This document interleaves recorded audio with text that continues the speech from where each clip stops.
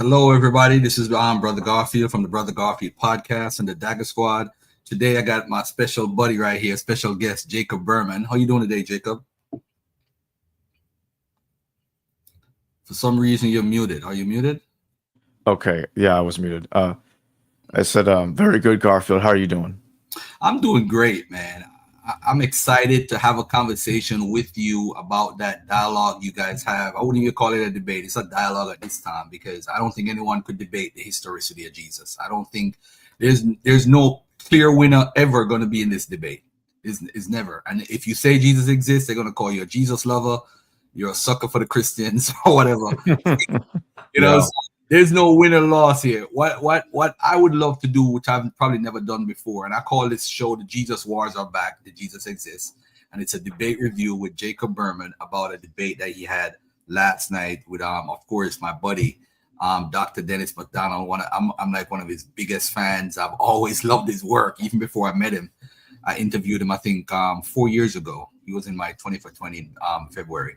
Then you had Aaron Adair, who I think is a pretty knowledgeable guy, very intelligent.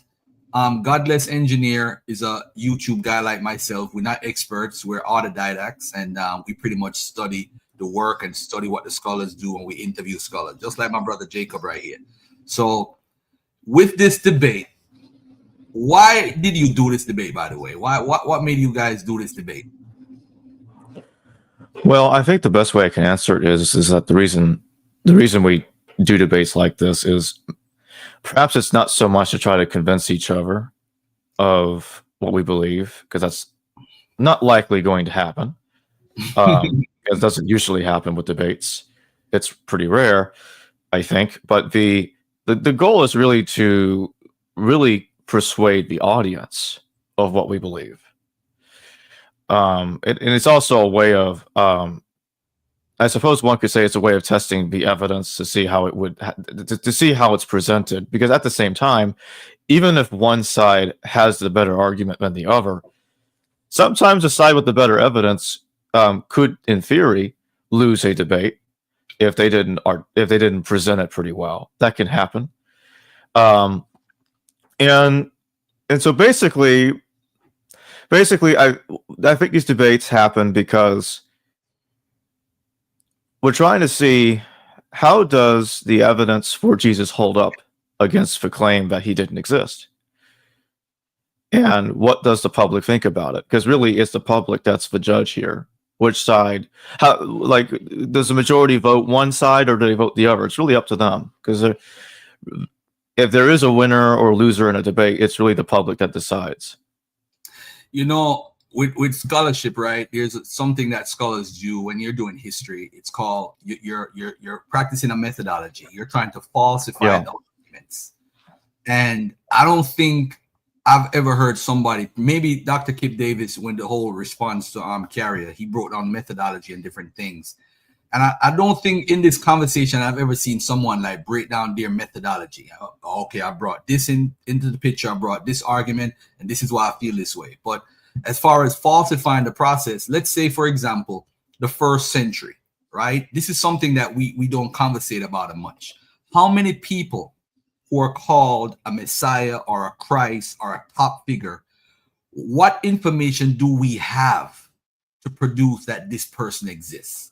Like, say, for example, the Egyptian or Jesus ben Ananias. What methodology are you using for some messianic figure to say that that person exists in the first century? It is so difficult. When you look at Pontius Pilate, for example, we know he's written about in Roman history after the first century. And we know, but pretty much when they found the Pilate stone years before we were born, that was solidifying that he actually was a real guy, because there's not that much. There's evidence there that he exists, but it's not that much evidence that we could say, hey, we're 1,000% sure this guy existed and he did all the things that it said he did. We know he's a real person based off of archaeological finds, people writing about it. So how many figures can we find and document in the first century and say, hey, this guy is real and what they wrote about him is correct? I don't know if we can literally find tons of guys in the first century. I think Me and you right now, we're on YouTube. There's no YouTube back in the first century, Jacob. There's no Google. There's no, Right. you know what I'm saying? So if I'm to travel from, say, from Galilee all the way to Nubia, it takes me weeks or even months before that even happens. So I think on both sides, people drawing conclusions got to be careful and probably need to do a step by step. I think Dr. Bart Ehrman tried his best in the book Did Jesus Exist to lay it out. Yeah. But I think there need to be further a book that could have both sides and falsifying both arguments. I think we need to do that. I think we need to actually not be lazy Sure. about it, actually do that process. Yeah, I think we need to be careful because there are some people, especially I'm talking about like the extremely hardcore mythicists, and like there are some mythicists, if you really dig through it, there are some that think that Paul didn't even exist, and there's some of them that even think Josephus didn't exist. Like this can keep going, and some of them would even question Pilate. We can't expect to have archaeological evidence for everybody that ever lived. That's impossible. That's never going to happen. Mm-hmm. But the vast majority of people in the ancient world, we don't have evidence for. We don't. I mean, we know a lot of people existed that we do not have evidence for. We don't know who they are. And it's going to remain that way. You know? Yeah. We're not, that's just the way it works. To expect this much evidence for somebody that we're already told about anyway, I think is asking too much. We already have a lot of writings about Jesus as it is. Mm-hmm. And the amount of writings we have for Jesus is we don't have for other people. The point that I'm trying to make is that, you know, it's much better evidence for Jesus than we have for other people that we have no reference to in even the slightest way. Yeah. Now, the debate in the debate series in 3 parts. In the first part, when I debated Dr. Adair just one-on-one, I focused primarily on extra biblical sources for the historical Jesus, for the most part. In the second debate, I focused more on Paul, but I still used extra biblical sources for Jesus. Mm-hmm. In the third debate, which is the one we're primarily talking about right now, that we're reviewing, I focused even more on Paul, but I also still used extra biblical sources. And Josephus also played a part in the argument. Josephus did also play a part in the argument in the second part, but more so, perhaps more so, I would say, in the third part. Now, now that I brought up Josephus, as you know, Garfield, typically the mythicists will say that the testimonium is an interpolation completely. At the moment, the consensus is that Josephus wrote the testimonium, but that it was partially rewritten by a later Christian scribe. They don't claim to really know who it is. I guess it could have been Eusebius, if one believes that, but there's no real way to prove it. The fact of the matter is that Eusebius's version of the Testimonium Flavianum, whether anyone likes it or not, is the oldest version of it we have, and it is exactly the same as the one we have in the Textus Receptus of Josephus. It's exactly the same. Okay, so the typical response is that when you read the Testimonium, it makes Josephus out to be a Christian, and therefore there's no way Josephus wrote it. Now, I'll agree Josephus was not a Christian. That's obvious. Reading his entire work, it's obvious he's not a Christian. Okay? So how do we explain the Testimonium? How do we make this work? Well, I mentioned Dr. Samuel Zinner during the debate. I've had him on the show a few times before. And he's one of the scholars that says that the entire Testimonium Flavianum is fine the way it is. And that even in its current form, it does not make Josephus out to be a Christian. Now he takes a different interpretation of it. There was a lot going on in the debate yesterday, and I wasn't able to articulate every position that I think that I wanted to. Not every position. Let me rephrase. I wasn't able to articulate every point that I wanted to make. So it's also a 2 versus 2 debate. So there was a lot going on, but basically, it's. I think Dr. Zinner is right, because the way you read it, the way one could read the testimonium is that when it's saying that Jesus was the Christ, it's not saying he is the Christ. It's like saying I was at the store. You get what I'm saying? You get what I'm saying, Garfield? In the past tense, I was at the store. Right. I am not there. I was. This has to do with the Greek word in. In is was. So he was the Christ. Not he is the Christ. Does that conflict with legomeno Christou, called Christ in the James passage? I don't think that's inconsistent. They may argue that it is, even if one were to say that the James passage is authentic and the testimonium is not. It's like I mentioned in the debate. Robert Van Voorst, for instance, said that the majority of scholars overwhelmingly accept the authenticity of the entire James passage without question.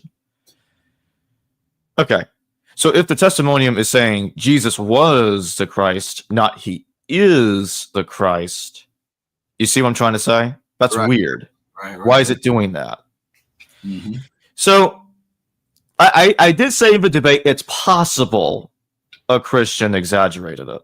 Maybe. I don't know. Maybe. I currently don't think so. Of course, I'm open to being persuaded. But why would they write he was the Christ? Why would they write that? That's just strange to me. I don't understand that. Right. That's the point that I want to make here. With Josephus mentioning Jesus, I think folks look at it this way, like, it's late, it's almost 60 years after Jesus' death. But we got to understand, again, we're not living in 2024. This is, we're living in 2024, but this is over 2,000 years ago. We got to think about it in that context. And that context is not giving us the opportunity to, when you look at it in that context, you got to look at it and say, hey, there's no newspaper, there's no New York Times, there's no Wall Street Journal, there's none of that stuff. So what are you going to do?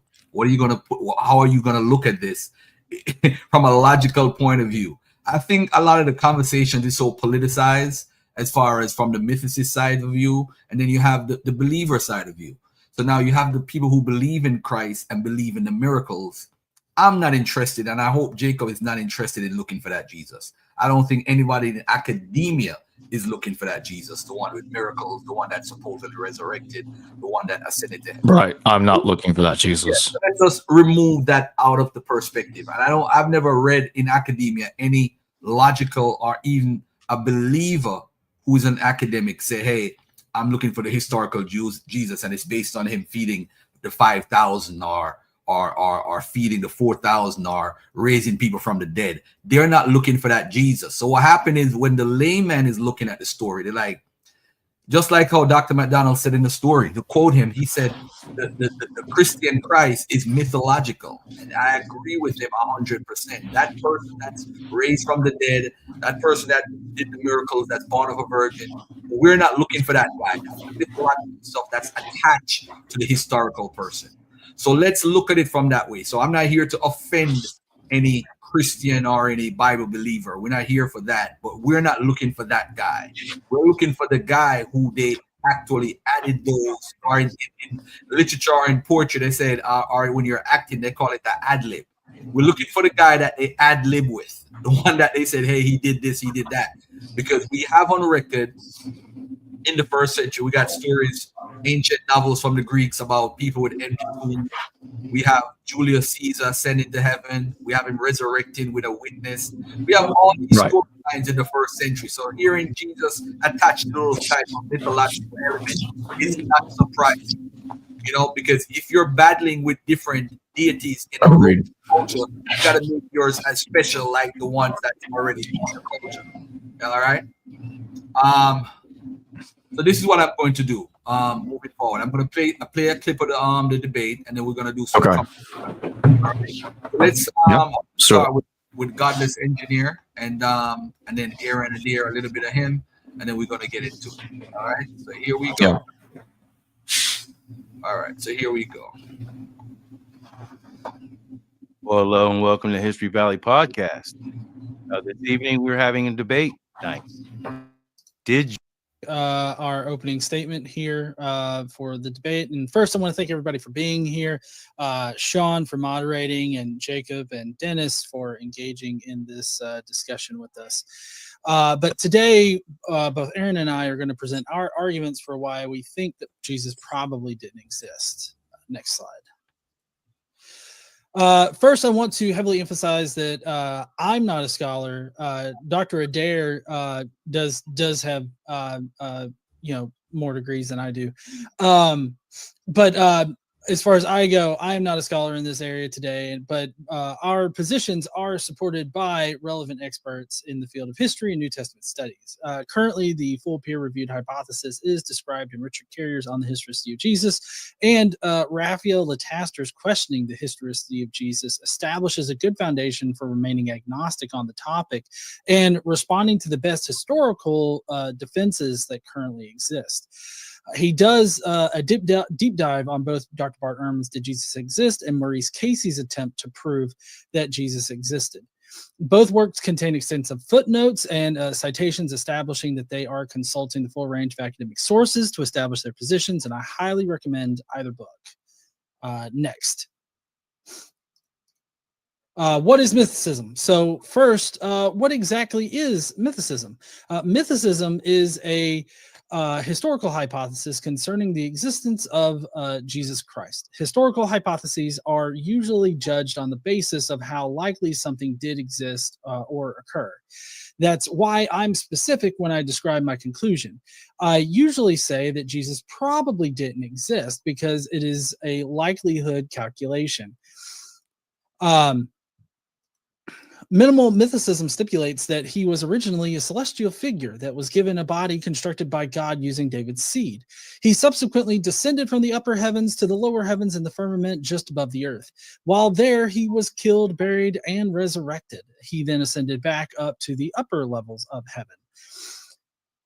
Later, he appeared to people on earth, proclaiming his sacrifice and offering eternal salvation from their sins. There is a lot of evidential support for this hypothesis, and given the context of Christianity, it is the best explanation for the weird evidence we find in sources like Paul, which means it seems to be the most parsimonious explanation for what we find in early Christianity. And then we have some areas to go over. We're going to be talking about the background information surrounding Christianity, the Pauline evidence, and then finally any extra biblical references to him that exist. And I believe now we're switching over to Dr. Adair's slides. All right, so trying to flesh out what we are proposing as our model. So a bit of background information. First off, that we see just from Judaism, even before Christianity, there's this notion of a heavenly man, sometimes also called the Son of Man, in our various sources. It goes back at least to the book of Daniel, but this heavenly man figure we see also showing up in First Enoch, in the apocalyptic literature like Fourth Ezra, the Sibylline Oracles, and even the Apostle Paul seems to suggest that Jesus was some sort of angelic being, as suggested in one point in Galatians. Now, usually the sticking point will be this heavenly being couldn't possibly have been killed, but there are signs that this is something that was actively believed in Judaism. Again, in Daniel 9, it explicitly says that this messianic figure there will be killed, that he'll be cut off. And in the apocalyptic literature, such as in Fourth Ezra, it says that this Davidic heavenly Messiah will also be killed.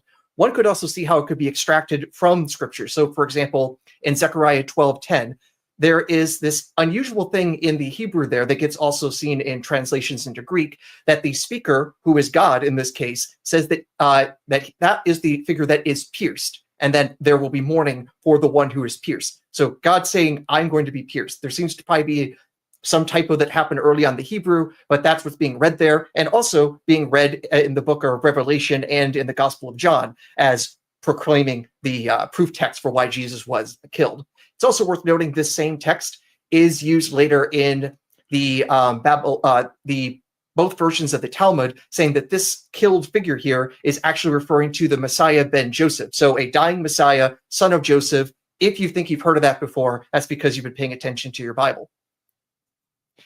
The figure, this heavenly figure as well, we also see showing up in the works of Philo.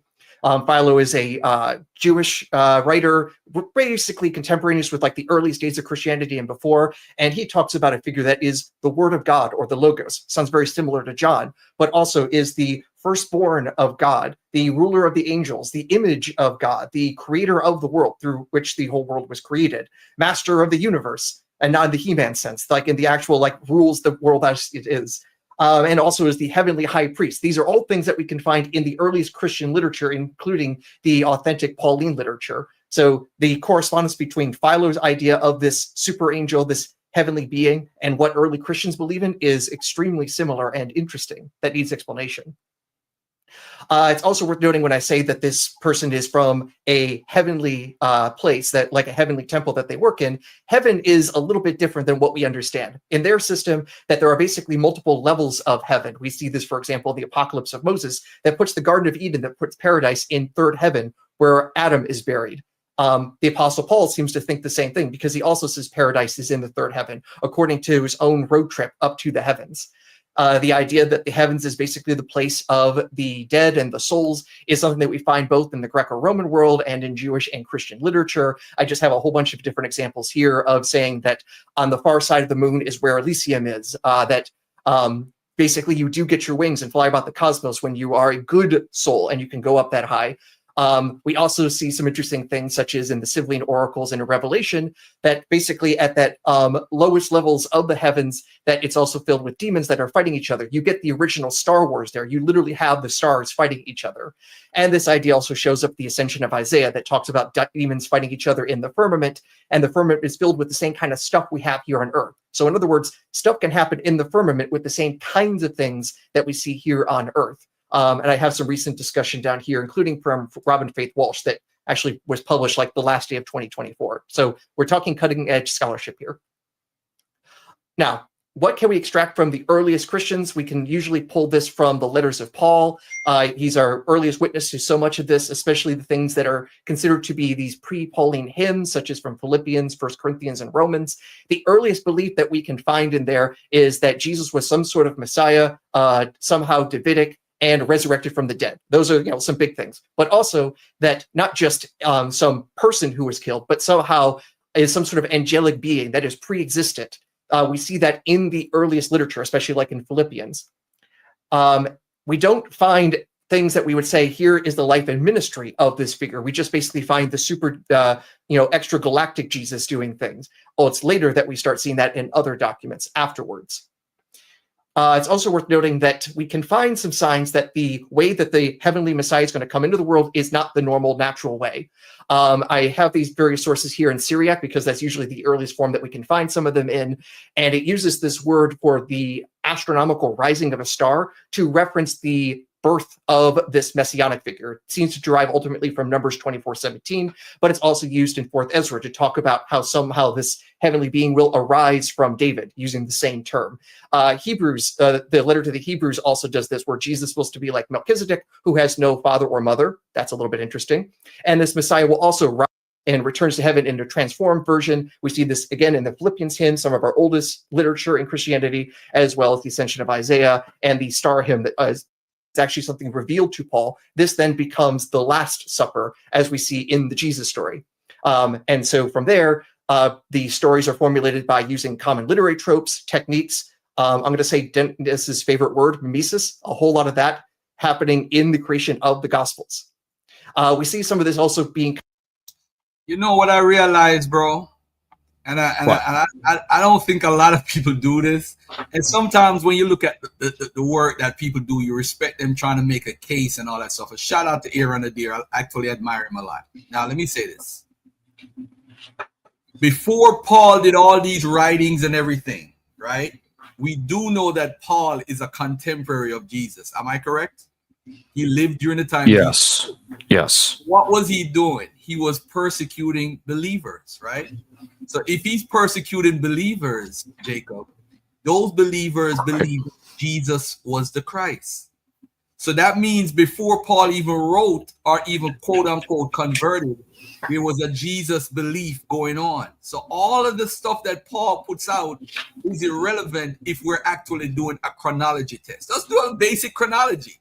And I don't think enough believers point this out to all these guys. Before Paul had a connection or a vision or whatever with on the road to Damascus, he was already persecuting people for holding this belief because he was an Orthodox Jew. He was an Orthodox Jew.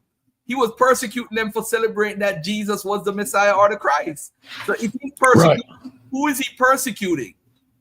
The people who are worshiping a guy who they believe. So there's already proof logically that there's a historical person being celebrated as the Christ. I don't think enough people bring that information forward. So who is I've asked Dr. Carrier this, I've asked David Fitzgerald, I've asked several people this on my channel. Right. It's a simple question. Who is the Jesus, and I actually wrote it down, who is the Jesus the Christians are following while Paul was persecuting Christians? Was it a mythical guy? It wasn't a mythical guy because he's persecuting what those people held to as a belief at the time. So this whole thing about he created this guy in the third heaven and all that stuff, whatever he's writing poetically or whatever, who cares? That means that Jesus' belief already existed before his so-called walk on Damascus, which I don't believe happened. That's just his way. I feel that this is Garfield talking now. I'm just saying Paul wants to be down with the Christians. So he just made up this whole story that I got a vision. I'm not trying to disrespect the Christians' belief. He just probably made it up and then say, here what? This is going to make me be down and legitimize me as an apostle by making up that I got a vision from Jesus or whatever. Or maybe he did get something. I'm just saying to everybody, there's no evidence that Paul existed. Mandy Moorhall, I'm going to say this to you carefully. Go to one of the number one mythicists or the top 5 in the world. Dr. Carrier got one of the best articles. It talks about, what's his name? Clement of Rome writing how he saw Peter and Paul in Rome in the 60s. So what are you saying? Clement of Rome is lying or it's not true? I mean, come on. We know Paul is a real person. But I'm just saying that point about Paul pre his conversion. So pre-conversion, Paul is persecuting Christians and they're worshiping a guy who is a Christ before Paul could have made up anything. So even when Aaron Adair got all that information that he's putting out, and I love the information and respect it, but what about who was he persecuting? If he's the one that made all of this up, as my buddy Dr. Carey would talk about, or the gentleman Lassiter in Australia, or Earl Doherty, if Paul made it up, what was he doing before he made it up? Because he was persecuting real Christians. That's just my input as far as, because if I'm saying I'm putting a case to say that more than likely this guy didn't exist, he's putting a good conversation together for us to babble about. But if you're using Paul as a source, that means we could use all of Paul. And a part of his history exists before he got converted. So what are we doing? Go ahead, Jacob. I hope I'm making sense. You are, but I will make a correction. Clement doesn't claim to have met Paul, but he does tell us that he knows of Paul. He died a while ago. That's something he'll say. Now, Origen, I believe it was Origen in the 3rd century, he suggested that the person that wrote First Clement is the one that is the Clement Paul mentioned in his epistle to the Philippians. Mm-hmm. I'm not convinced it's the same Clement, but regardless of that, Clement is attesting to a historical Paul. He's writing in the 90s CE, and he's attesting to the historical Paul. That's what he's doing, and to Peter and others, but primarily. Yeah, I would say Clement is good evidence for a historical Paul. Now, what we do have is we have 6 other letters attributed to Paul, written after 70 CE. They were not by Paul. Many scholars believe these are not by Paul. First, Second Timothy, Titus, Colossians, Ephesians, Second Thessalonians, and there's a lot of scholarship done on those letters to explain why none of that is authentic. Now, there are some that still hold out for the Deutero-Pauline epistles as being authentic: Ephesians, Second Thessalonians, and Colossians. But many scholars dismiss First, Second Timothy, and Titus as inauthentic, and they are often called the pseudo-Pauline epistles. But anyway, to address this part of the debate that you clipped, I'm still waiting for this evidence that Jesus was killed in heaven. Where is it? Where is the evidence for this? And what's interesting is they will often point out that there's no evidence for Q. You can't know Q exists, right?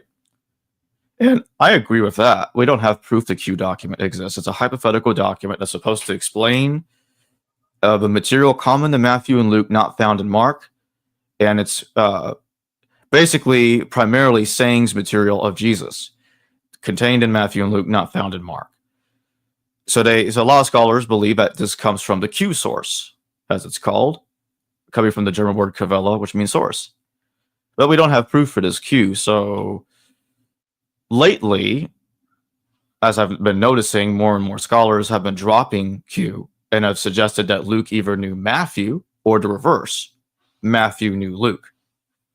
The Luke knowing Matthew hypothesis is called the Farrer hypothesis, and the other hypothesis that Matthew used Luke is the Matthean posteriority hypothesis. So one of those positions is typically what you'll see when someone abandons the Q theory, when a scholar abandons the Q theory, the two source theory. They'll go with one of those positions that I just mentioned. But back to what I was saying a moment ago, we have no proof. We have no text that says Jesus died in heaven or the firmament. So what do? Well, they hypothesize that there was an earlier version of the ascension of Isaiah that suggested that Jesus was killed in heaven or the firmament. Well, more of it suggested, but just practically said that outright. But I'm like, well, hold on a minute. I thought y'all didn't like hypothetical sources. You know what I'm saying? So you're hypothesizing that there was an earlier version of the ascension of Isaiah we can't prove exists. You see my point, Garfield? Yep, you're making a lot of sense. Yep. So where is it? But at some point in the debate, Aaron then tells me that in reaction to that, well, not specifically to that, but the part where I said that we have no manuscript evidence for 1 Thessalonians 2:13-16 being interpolated, which is true. We have no manuscript evidence of this. He responds by saying that I'll have to reject the documentary hypothesis as well. Well, hold on a minute. Let's say that slowly. Documentary hypothesis. You see where I'm going with this, Garfield? Yep. You know it's a hypothesis too, right? Exactly. And I have a lot of respect for Aaron. I'm just kindly responding to all these comments here. That's what this is all about. So, but I'm like, we have no proof for E, P, D, J, and R, these hypothetical sources or text that are supposed to explain the formation of the Torah, or Pentateuch, as it's also called. They may have existed, or something resembling them may have existed, but there is no absolute proof of that either. If you press a lot of these scholars on this issue, and you keep asking them, hey, do you believe with absolute certainty that the documentary hypothesis is correct? They'll most likely tell you, I think they'll most likely tell you, no, we can't be absolutely certain these sources existed. Now they'll say there has to be something that explains this, because the Torah, the way it's written, there's inconsistencies and inconsistencies in certain ways that can only be explained by something like the documentary hypothesis. You know what I'm saying? So I'm like, okay, great. But how do you know you reconstructed any of these documents, even if they did exist, accurately? You see what I'm trying to say? Did you really hit the nail on the head? You know? Did you? Are we guessing this correctly? Mm-hmm. How do we know it? How do we know it? So so yes, those are hypothetical sources like Q is. If we're being real, they are. That's it. Yeah, I think. And by the way, so let me respond to 2 or 3 people in the audience. I'm just gonna put some stuff on this. Shout out to We Are DNA. Thank you for supporting the channels. And what would be really impressive is if there were many other cultures who wrote about Jesus, considering there were thousands around during that time. And what I would say to you is, you are believing the narrative, which is what you can't do in totality when you're looking at an ancient writing. And I think that's a mistake that many of us make. He had followers all over, so everybody should have wrote about Jesus. No, that's what the narrative says in Acts. That doesn't necessarily mean it's true. It's somebody propping you up. You know, if you're making you more than what you are. Oh, if someone write about Garfield 100 years from now, oh man, when he was on his YouTube channel, man, he had over 18 million people watching at one time. People embellish all the time. That's what writers do when they're writing in history.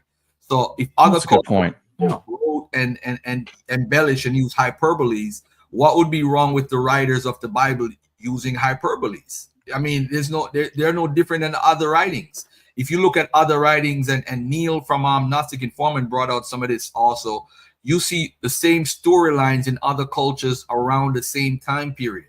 So this story is not different than any other ones. Even saying you'll die for your beliefs, you know, you see that in other cultures, people dying to be a part of the Eleusinian mysteries or whatever mysteries, whatever. So these things are in every culture. It's just that this game that they pushed seemed to be a game that attracted a few people. By the time it got to around between 5 to 10%, they said, hey, you know what? Let's make this the national religion. Once they did, that's when it blew out of proportion, blew out of control. There's no more controlling it, because the Roman Empire, which was the #1 empire at the time, adopted this faith. That's the biggest endorsement you could ever get. That's like me and Jacob getting endorsed by Joe Rogan.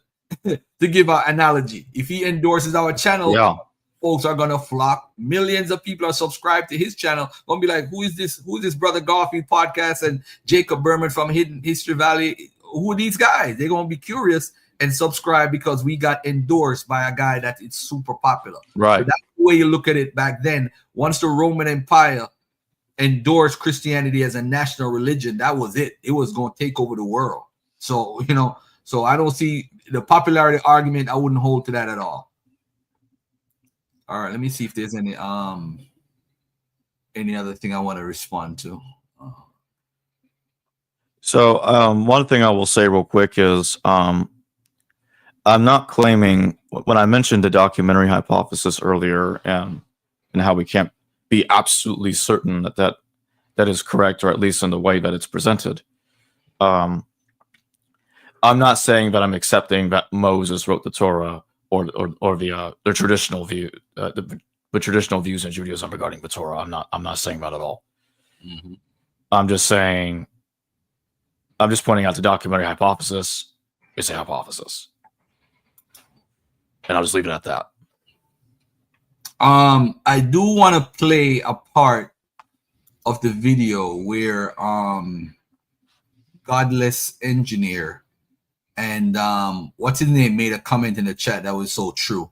I do want to fast forward to his part when he gets back. Godless Engineer. I'm going to skip your part for a minute and get to Godless Engineer because I want to deal with some of the arguments that's made about why X, Y, and Z might have happened, why this happened, and so forth.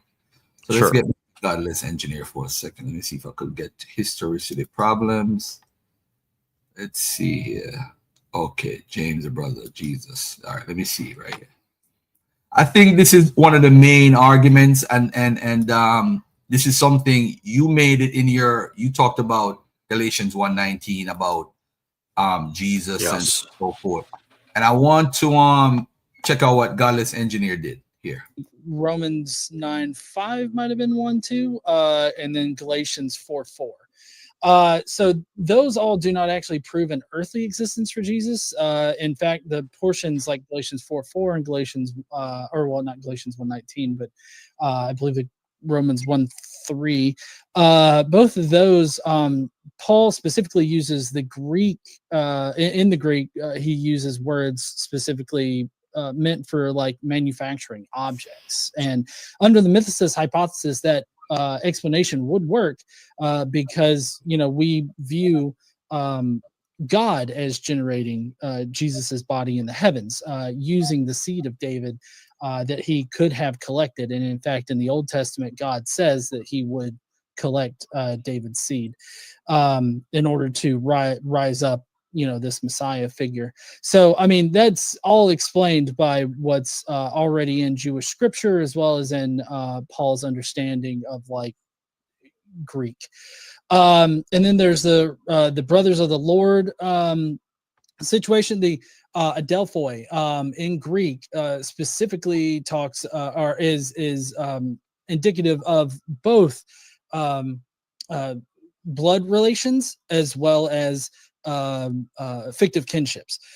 Considering how Paul uses Adelphoi in all of his letters and how mostly, if not all the time, uses it to refer to like fictive kinships, I feel like you would need to make a very strong argument based in like Greek in order to actually overcome the likelihood that Paul was just speaking about fictive kinships. And then the brother of the Lord, Jacob mentioned how if that is just used of several different individuals, then it no longer becomes special. Like it's no longer some kind of special title. And I would say that that's the argument that mythicists are making is that brother of the Lord was not a special title. It was a title that was used by by Paul to indicate all Christians. And in fact, this was probably the title or the label that was used of Christians before the word Christian ever came into their vocabulary. So yeah, I'll let I have more things that I could say, but I don't want to take up all of our time, so I'm gonna let Aaron fill. All right, so this is what it all boils down to. All right, is I wanted to show a comment that our good friend Kip Davis made when that was said. I actually screenshot it when I was watching the debate over. And let me just read what Dr. Kip Davis said. He said, word for word, I'm quoting him.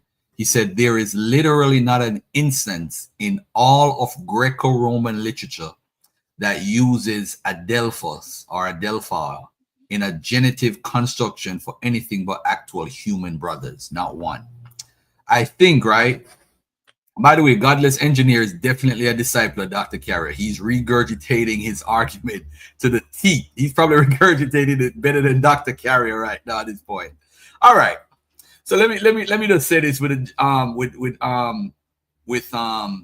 Galatians 1:19 and 1 Corinthians 9:5.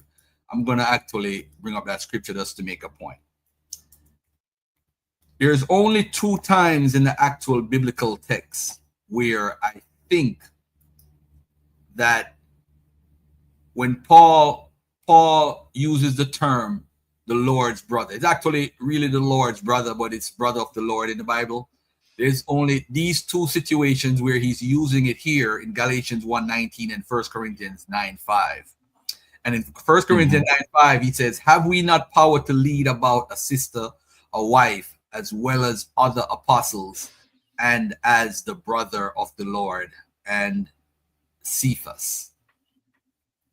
I think it's very interesting that he uses a term to refer to believers. I think it's called brothers in Christ. That's actually what he uses a lot to talk about believers in Christ and Christians.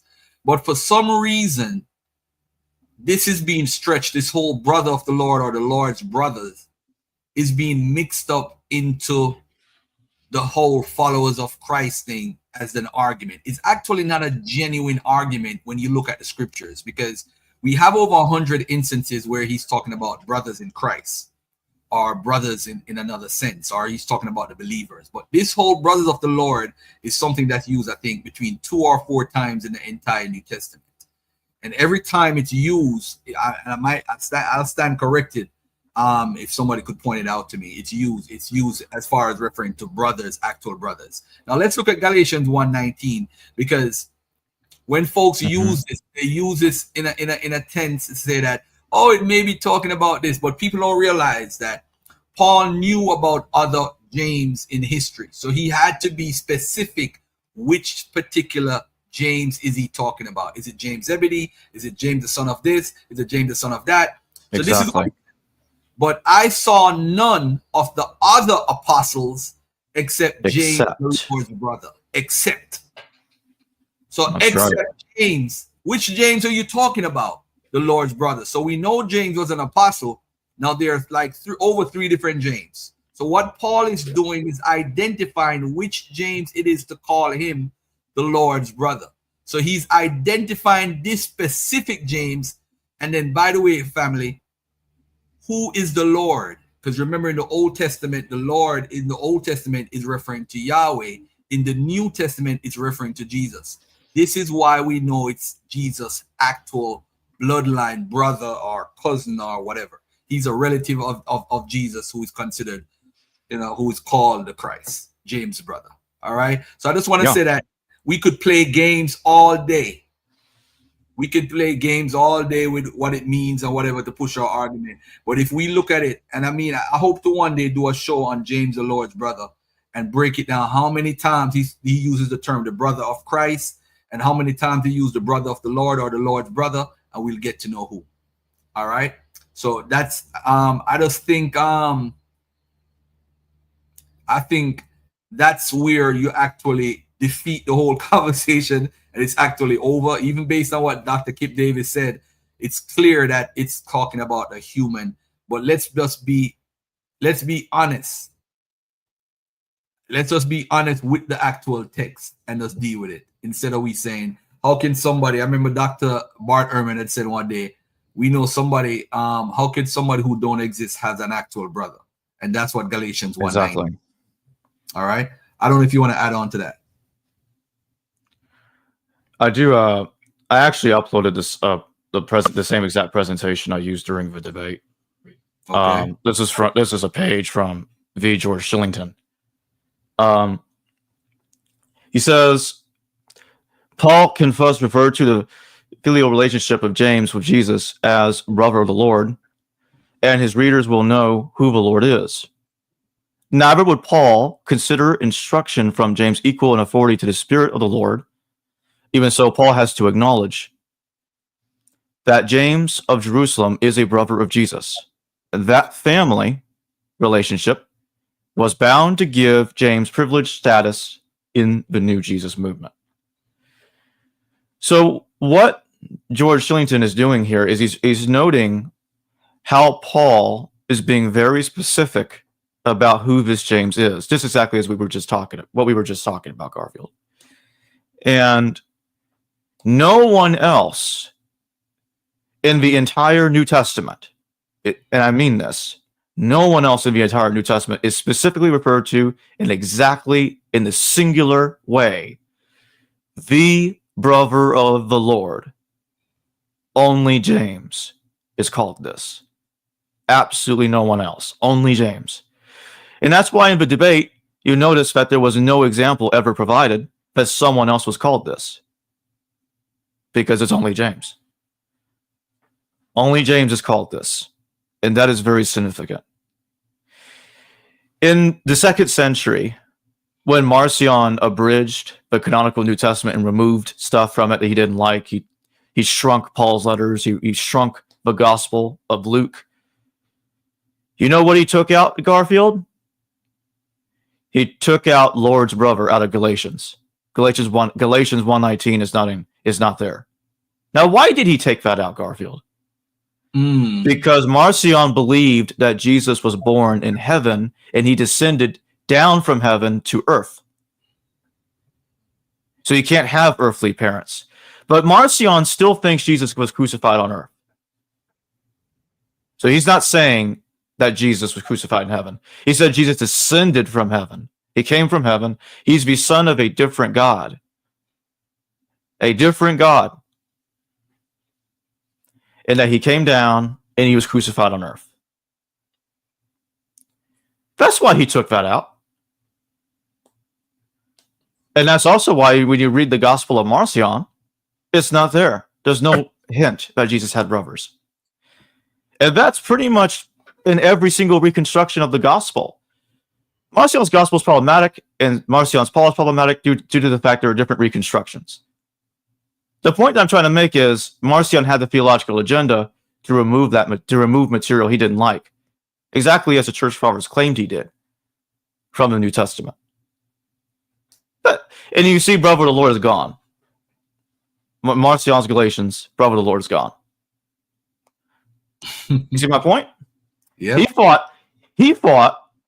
must have thought, oh no, that means physical brother. I can't have this. I gotta get rid of that. I can't have Jesus have brothers. Good point. Very Physical good point. brothers. So it's gone. Yeah. And when you see the Gospel of Thomas, so this is what I brought up before in the debate yesterday and previously, that the Gospel of Thomas, and I do believe that that April DeConnick is right, Louis Kaiser is right, that the Gospel of there is a Gospel of Thomas or a core of it that dates the 1st century. I think they're right about that, and that's why I brought up in the debate that Papias may be referring to the Gospel of Thomas because he does seem to know about a logoi or a logia of Thomas. He also knows several other logia as well.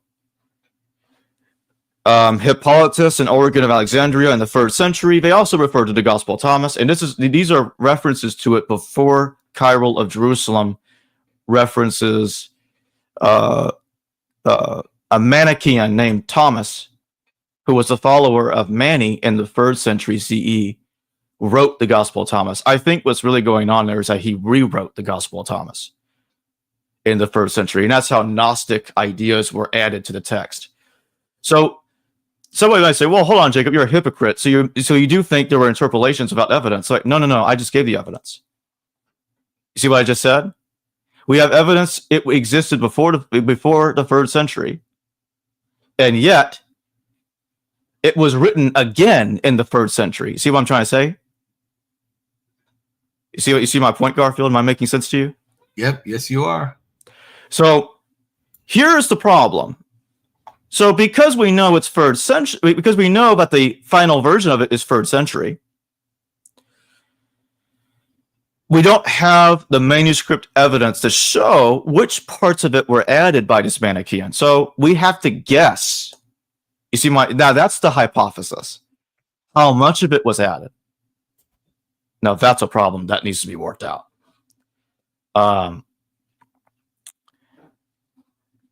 With definitive certainty, and that would be hard to achieve, I think. But regardless, in its earlier form, and I do think this part of it goes back to the original Gospel of Thomas, and that is that it mentions James succeeded Jesus.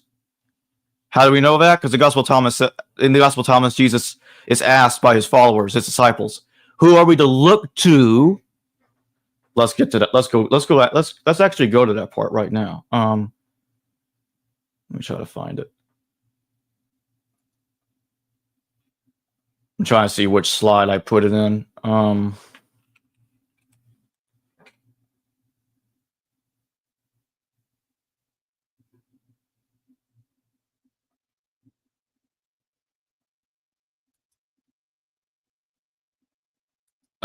There it is. Slide 8. The disciples said to Jesus, "We know that you are going to leave us. Who will be our leader?" Jesus said to them, "No matter where you are to go to James the Just, for whose sake heaven and earth came into being." So there you go, right there. In the Gospel of Thomas, Jesus is telling his followers, his disciples, whenever I die, go to James. We see this a bit in early Christian tradition. You know what I'm saying, Garfield? James is a successor to Jesus. So James isn't just his brother. He is appointed the successor too. Now, how do you succeed someone that didn't exist, right? Right. How does that work? Let me pull up one more. This is from Hebrew Matthew. Now, some are going to say, hold on a second, Jacob, this is hypothetical. No, look at that. It's Jerome. I'm citing Jerome. The church fathers know about Hebrew Matthew. It's not a hypothetical document. We have several references to Hebrew Matthew. I think this text was probably written after the original Thomas was, but before our Gospels. I've had Professor James Edwards on the show before, and he thinks that Luke knew Hebrew Matthew.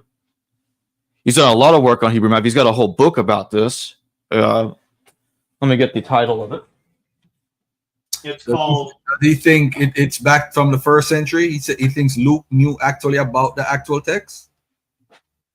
Yes, he does. But I think I think all the Gospels... all three of the synoptic gospels knew about Hebrew Matthew, one way or another. I don't think it's just Luke. James says it's just Luke that knows about it, but I think they all knew about it, especially like when you look at our Gospel of Matthew, which is clearly not a translation from Hebrew. It's not a translation, so it's not the same document. I want to make that very clear. You see this passage right here, Garfield? This is not in the New Testament. This is not in our Matthew. It's not in any of our Gospels. Let's read this. Jerome says, the Gospel according to the Hebrews records after the resurrection, and when the Lord had given the linen cloth to the servant of the priest, he went to James and appeared to him. For James had sworn that he would not eat bread from that hour in which he had drunk the cup of the Lord, and so he should see him risen from among them that sleep. And shortly thereafter, the Lord said, bring a table and bread. And immediately it is added, he took the bread, blessed it, and brake it, and gave it to James the just. He said to him, my brother, eat thy bread, for the Son of Man is risen from among them that sleep. Do you see how it's modifying Thomas? Do you see what I'm trying to say here? Let's go back. It's an embellishment.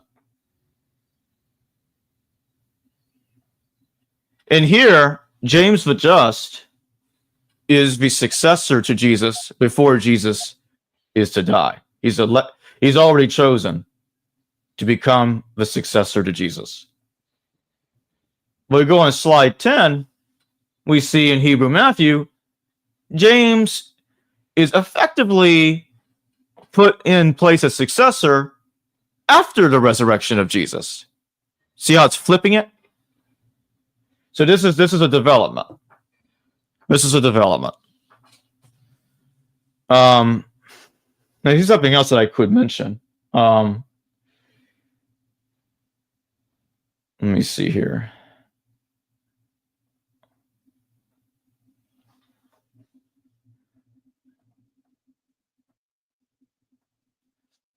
I don't remember if this slide was in here. I'm looking for. Well, in the meantime, while I'm looking for it, I'm going to show you all something else to really get the point across about Hebrew Matthew being a real document. There you go, Garfield. Look how many church fathers refer to this thing as being real. Look at that in the first 1,000 years of Christianity. all the way back to Ignatius and Papias. Look at that. Are they all conspiring to make this thing up? I don't think so. But that'd be a massive conspiracy theory. I can't see. I don't understand how some. I just don't see it. I don't see why they would all conspire to create this thing. I don't get it. And I'm specifically referring to the rejection of Hebrew Matthew. Hebrew Matthew was not discussed too much during the debate. And because I know they'll dismiss the document, I just focus more on Paul, because that's where the battle is. You know what I'm saying? They really want to argue if Paul was referring to an earthly Jesus or not. So I just focus more on that. It was just easier to deal with that. You know what I'm saying? So they were dismissing Thomas. They're dismissing Hebrew Matthew, because the way I look at it is all the Gospels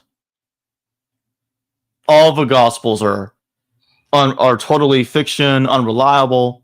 You can only trust Paul. That's pretty much how they're spinning it. Only Paul can be taken seriously. You can't trust these later Gospels. And you also can place some trust in the proto-ascension of Isaiah, this hypothetical version that supposedly puts Jesus' death in heaven or the firmament, whatever, that we have no evidence of at all.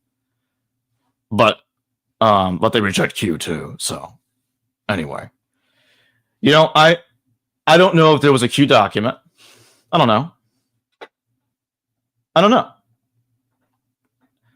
I do believe pre-Markan sources, obviously, and I think that the original Thomas and obviously the Hebrew Gospel are pre-Markan sources.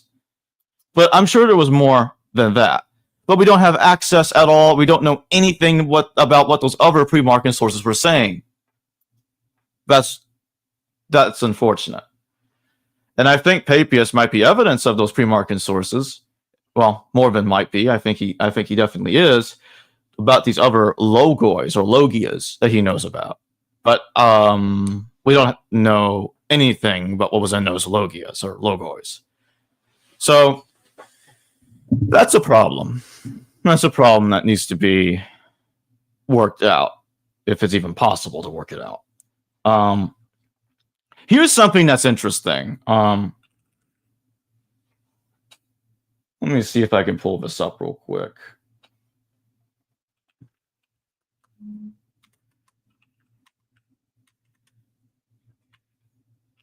Yeah, I don't think I have it in here, so I'm gonna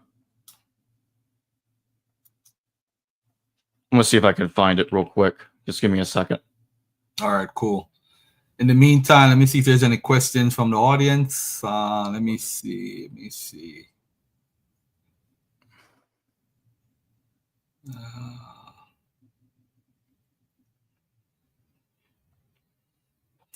But also, when we look at, let me ask you this, Jacob. When do you date the Gospel of Thomas? In its first version, I think April DeConnick puts it in like the 50s or 60s CE, if I remember correctly. Okay. But I don't have a problem with it being 30 CE. Honestly, I think it could be that early. And I actually think it is that early.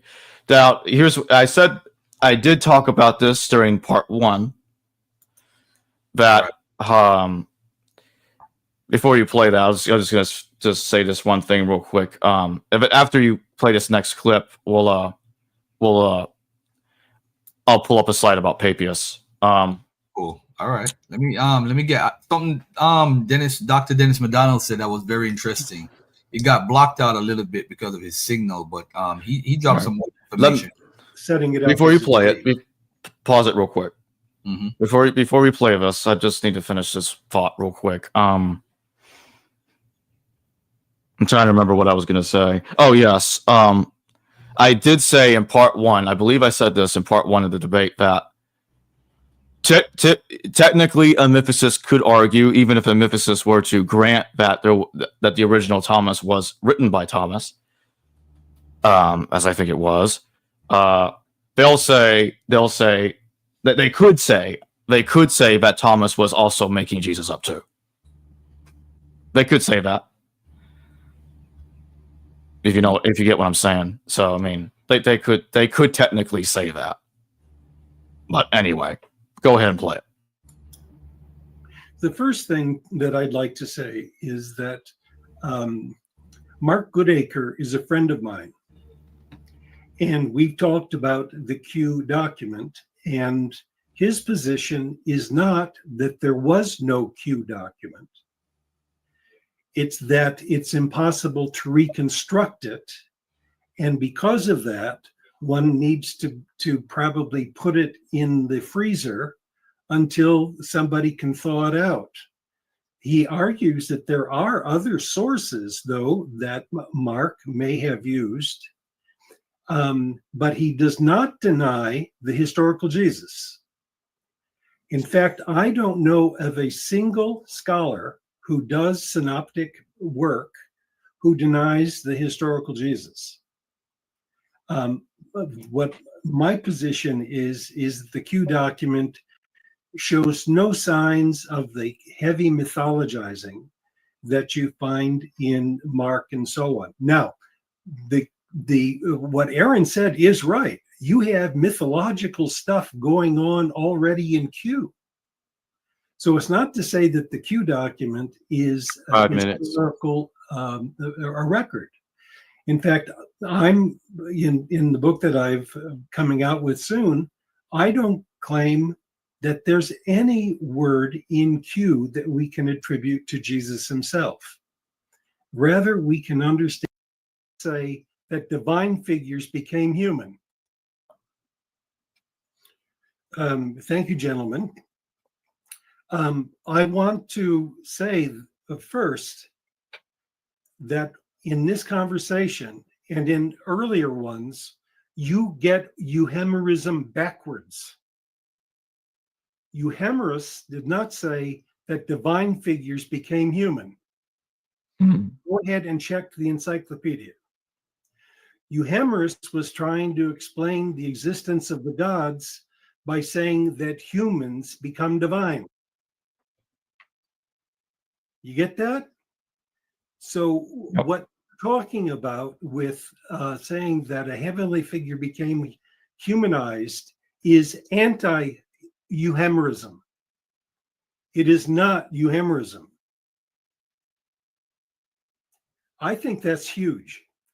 The second thing is, Aaron, I think that you were very good in talking about how Christology developed out of lots of mythical material, but most of it that you cited was from Judaism.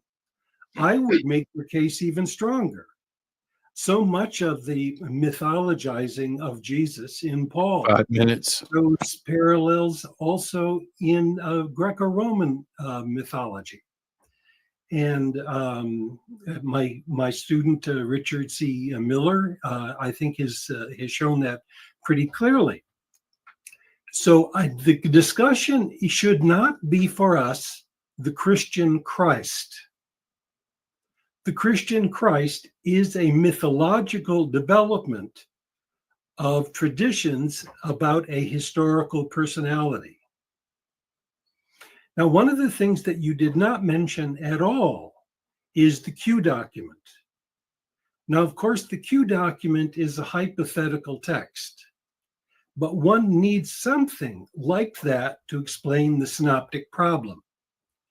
And you really did not deal with your solution to the synoptic problem, because we have lots of material, especially in Matthew and Luke. They did not get out of Paul. They did not get out of Mark. And by the way, Mark is hugely mythological over and over again. So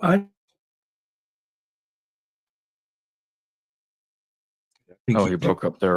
Yeah, I think he chipped our idea. But that was a big point that I made a note of.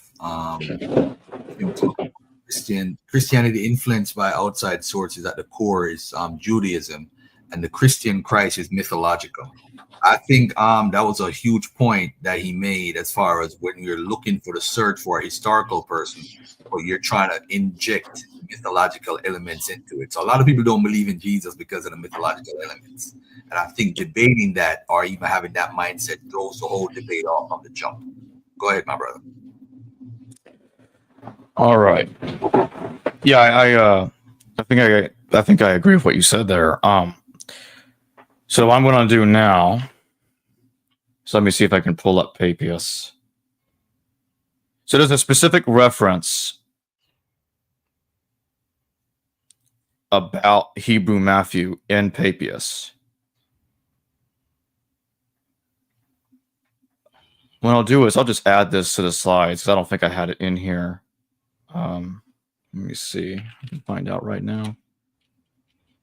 Yeah, I definitely didn't have it in here. I'll just put it in. All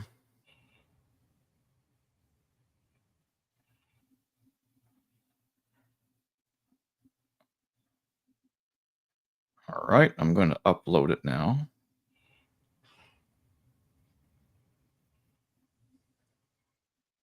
Let's just give it a second.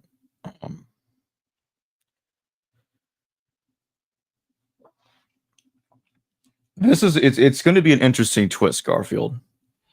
Let's just say it's related to the Gospel of John. Let's just say that.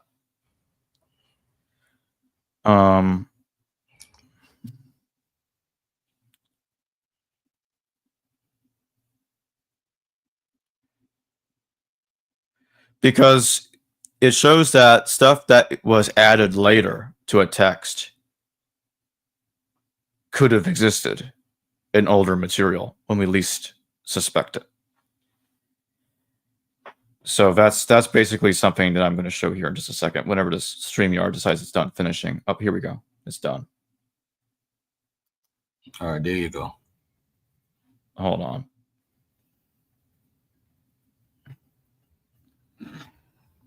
No, that's trying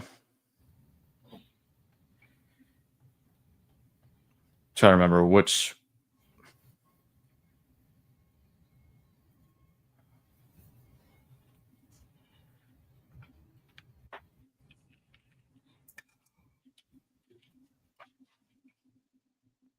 Ah, there it is. Slide 30.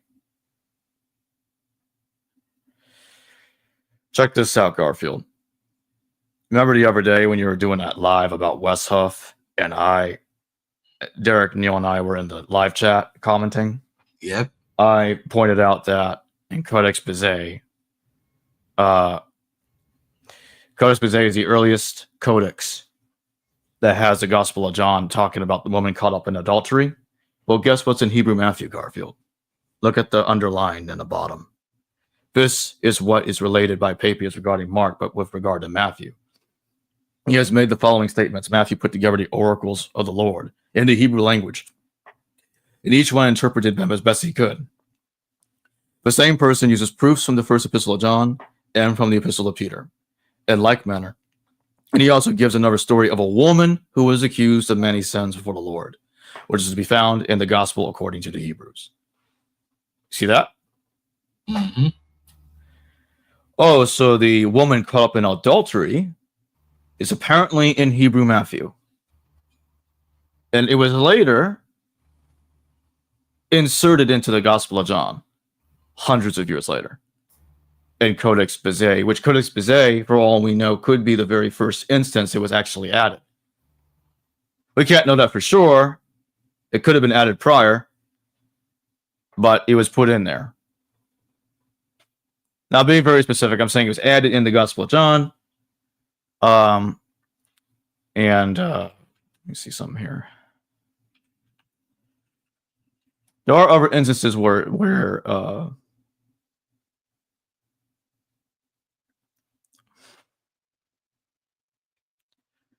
me see.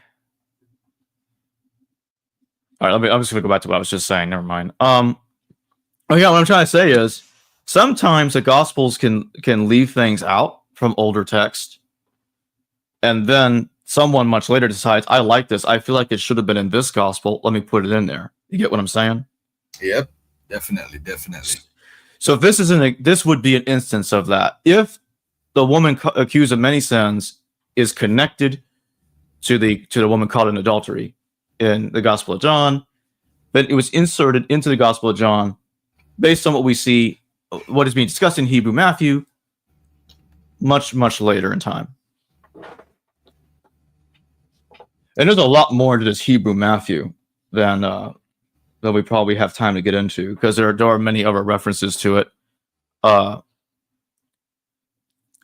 And yeah, so what will happen is that the assumption is that the woman caught in adultery is not in any first century text. Well, that's true if you deny Hebrew Matthew.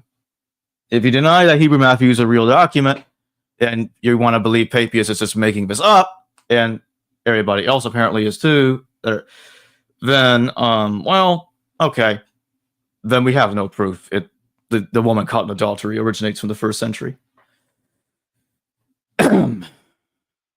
Okay. Anyway, that's enough of Papias for now. If you want to play another clip from the debate. Yeah, let me play this. It's gonna be hold on, let me tell you what the clip that I wanna get into real quickly here. I think when Aaron was going in. Hold on, let me rewind it to Aaron real quick right here. It's just a good point. All right, here we go.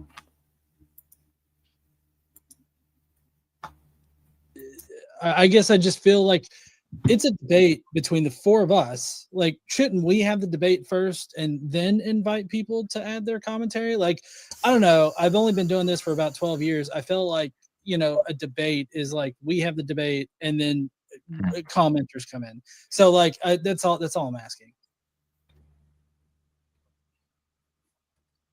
Like, can we have the debate or well, I'm encouraging you to respond to some of the things that we talked about. Well, but, I would love to respond. I think it'd be great. I think it'd be great to invite the chat in. That's all. Well, let's we can go through the super chats after. I think we should go through the super chats after we complete our 30-minute back and forth. I think that'll be the most productive. Yeah, let's do it like that. I do too. Well, let's go with that. Okay. Can I say something, because I haven't gotten to talk for a minute. Okay, so timer. Go ahead. Okay, so Dennis, in one of his responses, said that Jesus was more likely to be just a glorified human, rather than a mythological figure that was then historicized, which is the definition of euhemerism. It's taking mythological figures and placing them in history. No, that's backwards. That is backwards. It's literally not backwards. I can Google it. Euhemer. I will note that actually the secondary literature on this will say kind of both things, that it does kind of get mixed up with divinization. So I want to make sure that I'm absolutely clear that there is absolutely the process of divinization, where a mortal does something and people think he's so awesome or she is so awesome that they are worthy of God status, or they actually become God somehow. The most historical example of that is probably with Julius Caesar allegedly then becoming a star, rising up to heaven, and basically becoming part of the, at least some sort of member of the heavenly pantheon. So that is a clear example of divinization, and Dennis is absolutely right that exists back then. I'm saying, though, that in the Euhemerist idea, that originally from Euhemerus himself, he takes the gods of Zeus and everyone else, and they had been believed for who knows how many centuries up to his point, believed to be gods, but then creates a narrative where Zeus was a dude, and because apparently he was just doing so many amazing things, that a cult formed around him, and that's why now people today believe Zeus is a god and the ultimate god of the world. So the question then for us is, in what direction does this go for Jesus? Because we can see gods existing and then being put into more historical narratives, and we definitely have historical people and legendary people becoming divinized in stories. So I'm saying both things happen in both directions, and I try to use Euhemerism to basically say divinization in the opposite direction, and also for the purpose of storytelling. Yeah, and I will say if you look up the definition of euhemerization, it comes from, Euhemerus, who did exactly what Aaron just said. So like it makes no sense to say that it's euhemerization if it's doing the exact opposite of what Euhemerus did. So I don't understand why anybody would want to suggest a reverse origin, I guess, for euhemerization. But in any case, my entire point here is that when you look at Christianity through the lens of the context that it grew up in and that it originated in, it's most definitely a mystery cult. And so when you take that into context, the mystery, other mystery cults, they typically, most if not all, if memory serves, had mythological figures at their center that were saviors that provided eternal salvation through their sacrifice. And you attain that through initiation rituals, sometimes baptisms, sometimes, and also including, ritualistic meals and everything. So like when you take that into consideration and you look at the Jesus story and see the similarities between the two, I think that it makes it more likely that he started off as a mythological figure and then was turned into a historical figure, because that's what happened. Like we talked about with Euhemerus, but there's also the Isis and Osiris with Plutarch, and I think it's Moralia, right? Where he mentions the beliefs and practices of the Isis and Osiris cult. So, I mean, when I don't see how you come to it being more likely that Jesus was a glorified human or a divinized human, rather than the other way around, considering the cultural context that Christianity grew up in.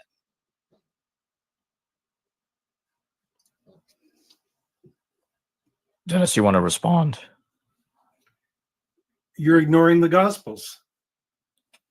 Well, yeah, okay. So I ignored Okay, Gospels.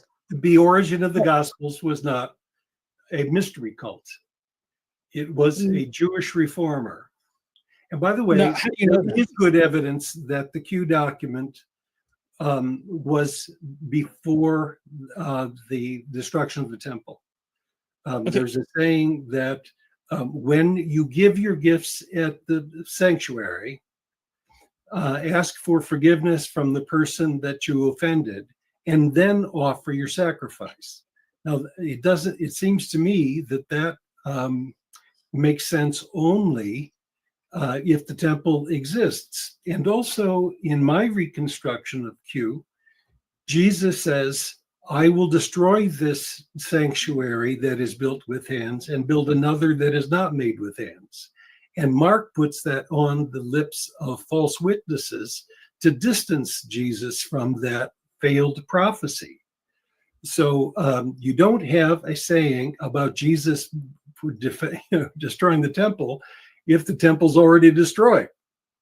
So I think that really is an argument that's been overlooked entirely in gospel scholarship.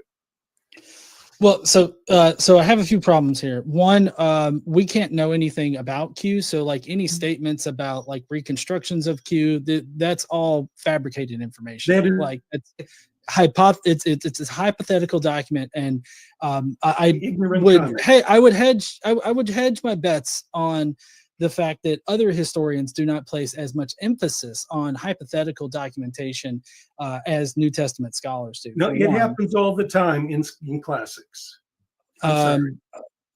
Okay. Well, I mean, I would need evidence of that. Like I have actual historians that are saying the exact opposite, that no historian puts, like, they may use hypothetical documents, but they don't place specifically what I said was they don't place as heavy emphasis on those hypothetical documents as New Testament scholars do, because you're making proclamations about Q, a document that we can't know what was in it, who wrote it, where their information comes from, or anything like that. You've got your personal reconstruction. Hold on, Dennis. You've got your personal reconstruction of it. That's fine.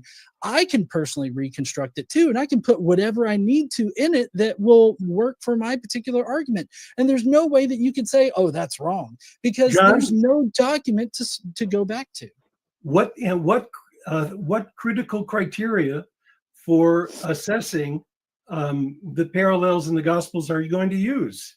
Tell me what the criteria. fair error hypothesis. I mean, I've already told you this. I use the fair error hypothesis to explain the synoptic problem. You seem to be hung up on that because your interpretation of the Gospels, as well as your historical claims, seems to be dependent upon Q existing, and I feel like that's not how you should actually approach the problem. The FAR like hypothesis has been shown to be so flawed. Who has? Even Goodacre knows what the problems are.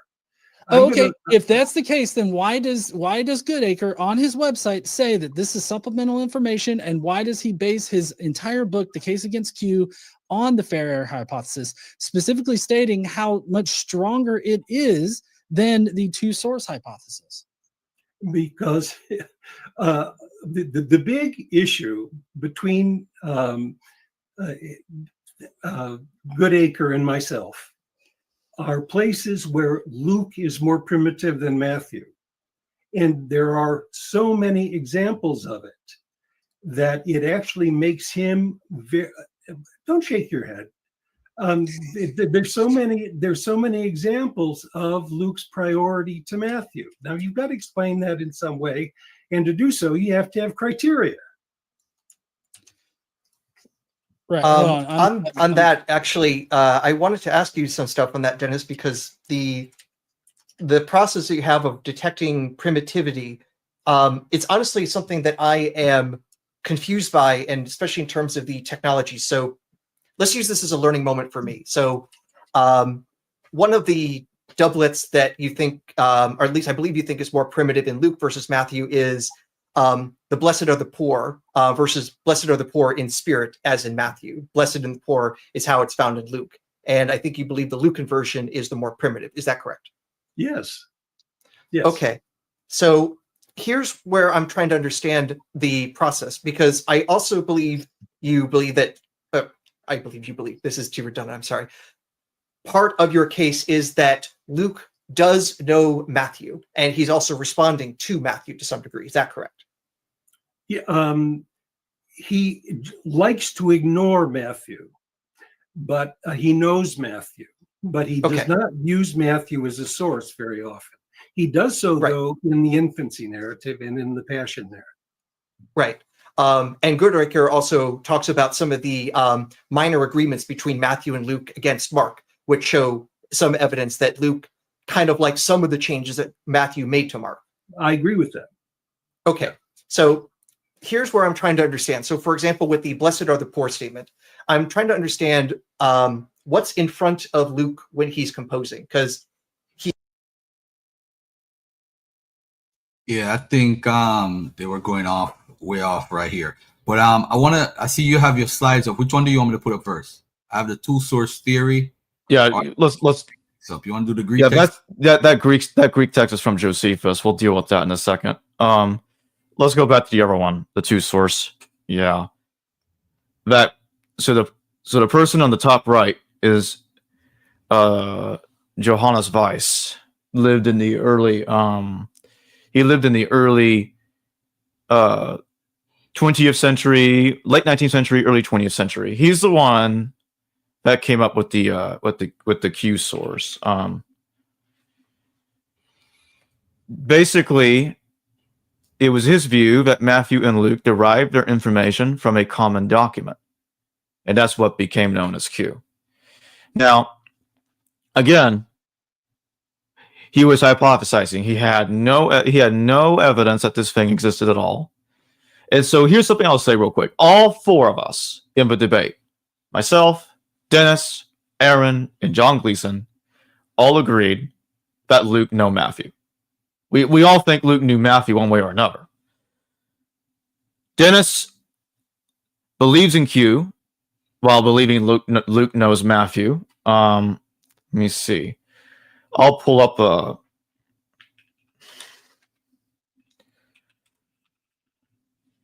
what I'm going to do is I'm going to pull up a document. Let me see. Bear with me.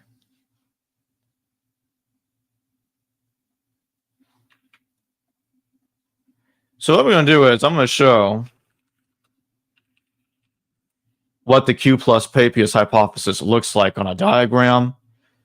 I'm just going to copy the Wikipedia diagram of Dennis's theory to save time. Okay. This right here is what Dennis believes. Logoi, that's Q, which is what he thinks it was originally called. Sayings. Sayings. Oi. So that's in the nominative plural. So you got Mark, you got Matthew, then you get Papias, then you get Luke. This is his solution to the synoptic problem. So notice how each one is using everything that came before. You see that? That's what he thinks. Now here, he says that Luke knows Papias. So this one, like, okay, logoi, I do, like I said earlier, Garfield, there are pre-Markan logois, and Papias seems to talk about them. Remember I mentioned that earlier? The problem is we don't know what's in those logois, right? We don't know. Hebrew Matthew in an earlier version of Thomas, in my view, is all we got of these pre-Markan sources, and Papias seems to know a lot more about a lot more sources than just those. So we don't know what those other sources look like. And just so everybody knows, Hebrew Matthew does not have the double tradition material. So in my view, Hebrew Matthew cannot be used to explain Matthew and Luke's material not found in Mark. I want to make that absolutely clear. The Hebrew Matthew that's cited by the church fathers does not contain the double tradition material. So it can't be, in my view, it cannot be used to explain the material common between Matthew and Luke not found in Mark regarding the sayings material. Now, there are some similarities between Papias and Luke that Dennis talks about. Papias has Judas swelling up. He swells up so bad, so huge, he can't pass where chariots could pass. Did you hear that?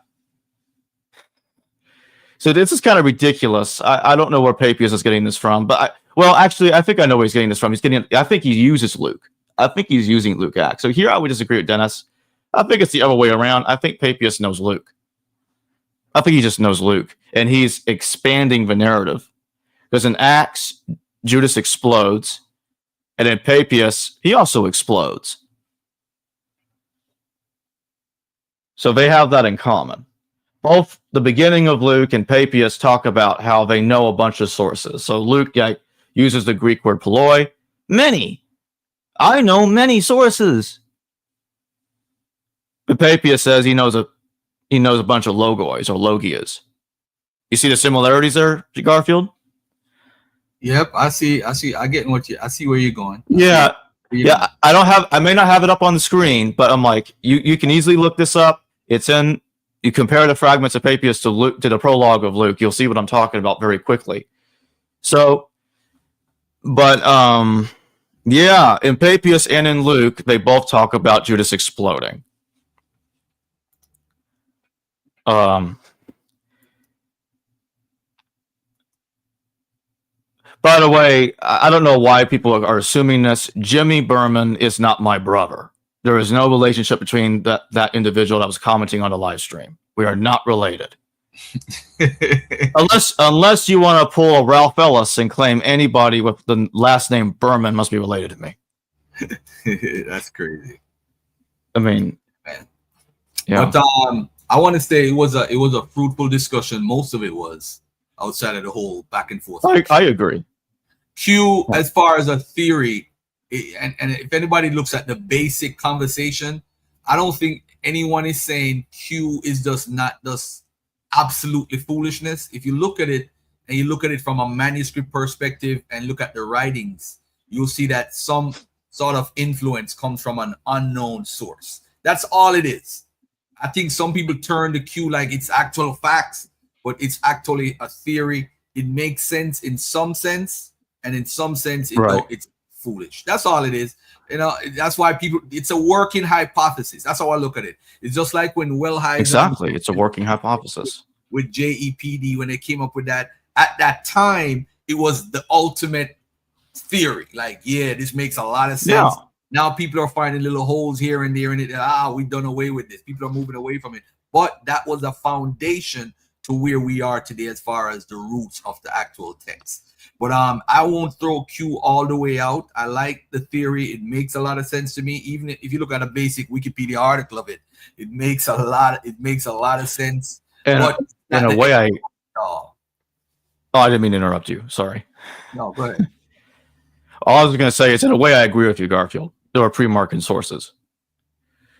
Even one of the interviews I did with Mark Goodacre, he thinks it's possible there was a pre-Pauline gospel. Mm-hmm. So Dennis is not really, he's not wrong. I don't think he's wrong about what he said about Mark Goodacre. Mark Goodacre does believe in pre-Markan sources, but he doesn't know, but he won't claim to know what's in them. So I think what Dennis has said was a fair description of what Mark believes.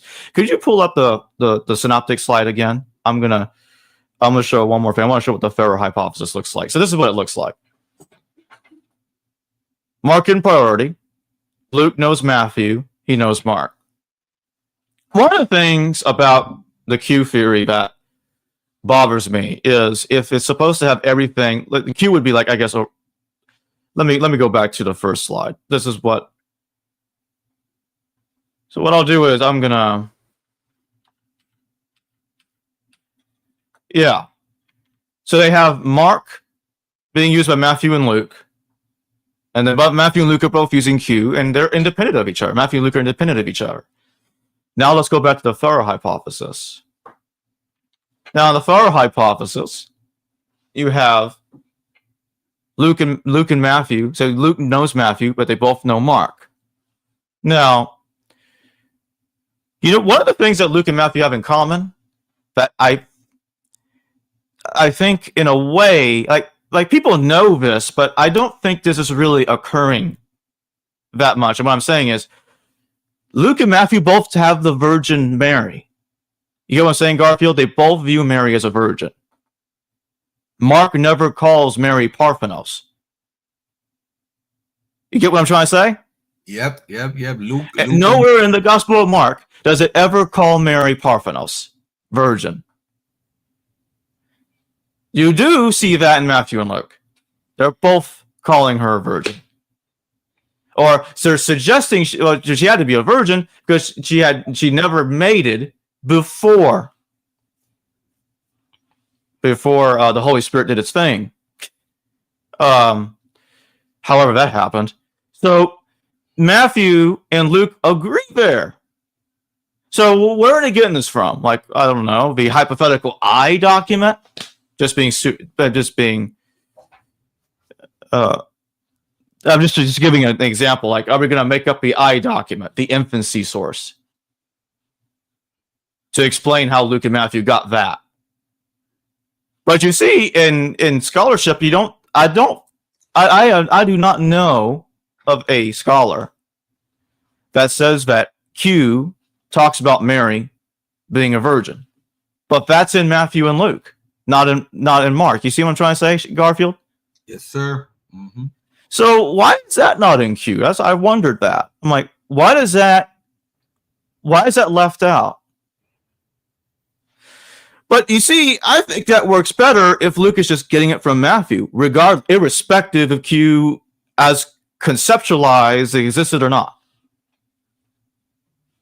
The other thing is that Luke and Matthew both have genealogies. They also have the minor agreements. We could talk about the minor agreements. And I got another series of slides I can show real quick to talk about the minor agreements. Let me see here. Let me start the upload process for that while we're looking at this. But after I talk about a couple of examples of the minor agreements, we'll talk a little bit about Josephus and the Epistle to the Galatians by Paul, because there is some interesting things to be discussed there, and I need to finish my argument about the testimonium because I didn't that I didn't finish earlier. So what I'm saying is Luke and Matthew have a lot in common that's not found in Mark. I said that a zillion times already. One of the things that Matthew and Luke also have is the sermon, but Matthew has it on the mount and Luke has it on the plain. So why couldn't Luke just get it from Matthew, or the other way around, Matthew getting it from Luke? Mm-hmm. Now, the Gospel of Mark. No. Go back to That's not that slide. Yeah. So that was actually a refutation of Marcion priority, but the slide had to be, the first slide wasn't edited yet. Yeah.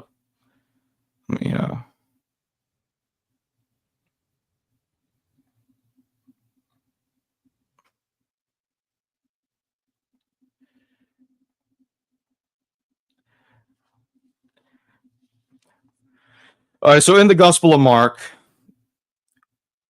Jesus is the son of Mary, and he's the son of God. You want me to put this one up? Yeah, not yet. Hold on. So my point is, it's not emphasizing specifically the point that she was a virgin. You don't really get this until you get to Matthew and Luke. Okay, pull up the other slide. All right. You know what? Notice how StreamYard is screwing that up right there on the far right. This is why sometimes I hate using StreamYard, uploading stuff to StreamYard, because it's actually putting some of the text. It's some of the text is going over the screen. I'm gonna have to share screens with that. Yeah. I hate it when that happens.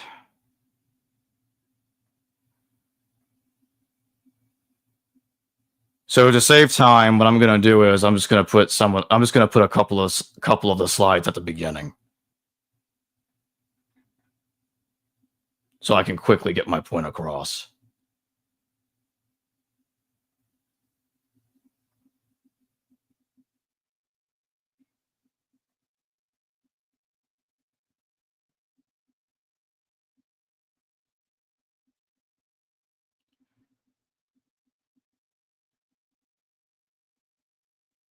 All right, cool. All right. One more. So I just got one more thing I'm going to put in here.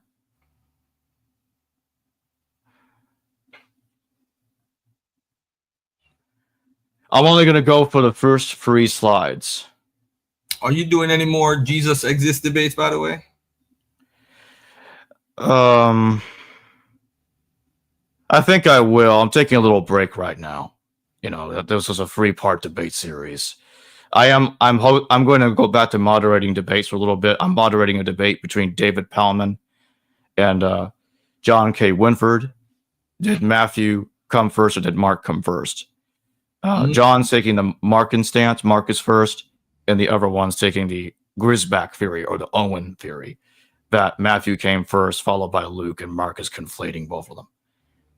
Which, personally, I don't see how that works. But anyway, I'm going to be moderating the debate, and I'm supposed to be moderating that debate, so I'm not going to jump in there and say, and cheer on John after the debate, though I can do that. Oh, okay. All right, that makes sense. All right, let me share the screen. Here we go. I'm ready. On the far left, we have the Evangelion, cited by Epiphanius in his Penorian. You see that it says, prophecy, who is he that smote thee? I have it in italics. And you see this again, prophecy, and the guards took him and beat him. So this is in Mark. Notice how Matthew and Luke say, prophecy to us, Messiah who hit you, and the other one says, prophecy who hit you. So they both agree, Matthew and Luke both agree to say, who hit you. So that's just how they word it. And you pretty much see that in Marcion's Gospel, which is abridging Luke. And this was an argument that I was making. This is what the first slide was about. Like, okay, we're going to address the position that Marcion's Gospel came first, because I don't think that's true. The fact that Marcion's Gospel is both abridging Luke and has the minor agreements from Luke shows that the Gospels are actually derivative of Mark, one way or the other, because they're actually changing the minor agreements in Mark. You see what I'm trying to say? Yeah. Well, let me correct myself. I didn't say that right. They're creating the minor agreements by rewording Mark. We see this again, and you see that E, M, T, and L, so that's E, Matthew, and Luke, or Evangelion, Matthew, and Luke. And they're using Easteron, and Easteron is in the Evangelion, and it's also in Matthew and Luke. And last of all, the woman died also. So they're just using a different Greek word in that sentence, and you see eschaton in Mark in that verse. So they're replacing the word with a word that has a similar meaning, basically a synonym, or basically to that effect. And this has to do with the word.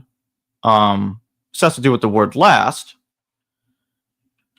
So that's basically what's going on. The last or the final. The last or the final. So it's a different word they're using for last. You get what I'm trying to say? I got So you. that's a minor agreement. So Matthew and Luke agree to use the same Greek word in this verse, and they're replacing the same Greek word that's in Mark with a different Greek word. And Matthew and Luke both agree to use that Greek word, and that Greek word is also in the Evangelion. That's my point. Let me see. All right, we'll go for the final slide for this. And then we're going to shift to the other PowerPoint. All right, so we're talking a little bit about Judas now. In the Gospel of Luke, there's no reference to Judas's death, but again, Luke talks about in Acts. Marcion ignores Acts. In Acts, it talks about Judas exploding. I don't have this on this diagram, but Judas explodes, and Luke wrote Acts. So Judas is exploding, and Matthew, Judas hangs himself, and Mark, Judas's death is not there. Mark never discusses how Judas died. Case in point, the agreements between Matthew and Luke that I was just talking about shows that one of them most likely knew the other. Because how do they come to agree on making the same changes against Mark if they're supposedly independent of one another? That's the argument. All right, that's it for those slides. Let's check out the uploaded slide. You see it? Which one? This one? Yeah, that's it. All right, so this is from Josephus. Well, look. Let's take a look at the first bullet point, which is from the Testimonium Flavianum. Yeah, and this is. I feel like there's some slight, and I mean slight debate, perhaps, about the exact wording of it. But this is a way that someone could read it. But O Christos otos in this manner, he was the Christ. I'm not sure if in this manner he was the Christ is a good way of putting it. You could say, but basically, another way of saying is, so basically, Ho Christos hotos he was the Christ. Now, the Greek word, if the Greek word estin were in there, which would mean is translated as is, or can be translated as is.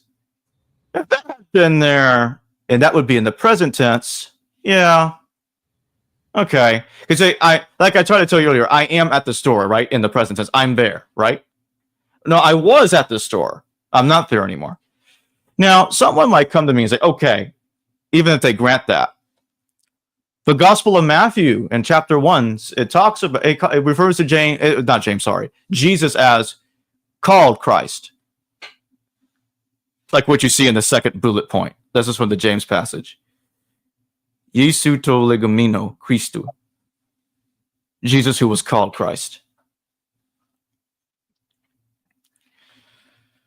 Now, whatever argument you want to make, but the testimony was added later.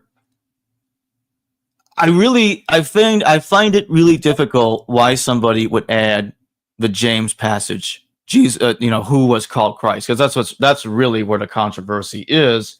At least with those who believe that it should be removed from Josephus, because they think Josephus didn't write it.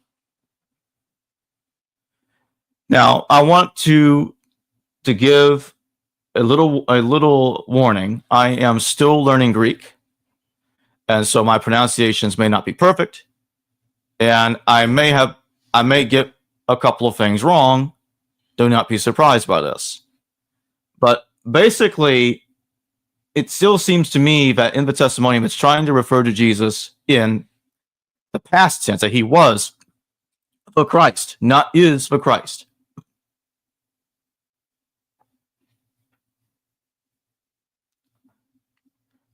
I just don't understand why a Christian would have put it like that. Never mind the fact, as James Charlesworth has kind of pointed out in the past himself, and why does Josephus say, and the Christians to this day have not yet gone extinct?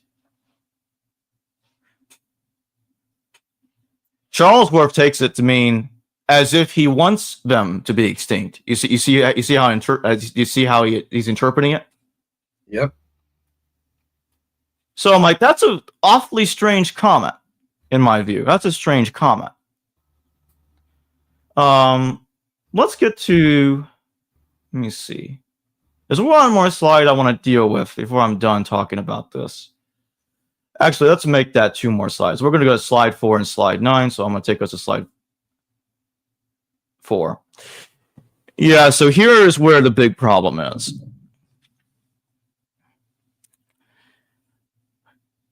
So I have it right there, and the tribe of Christians, so named from him, are not extinct at this day.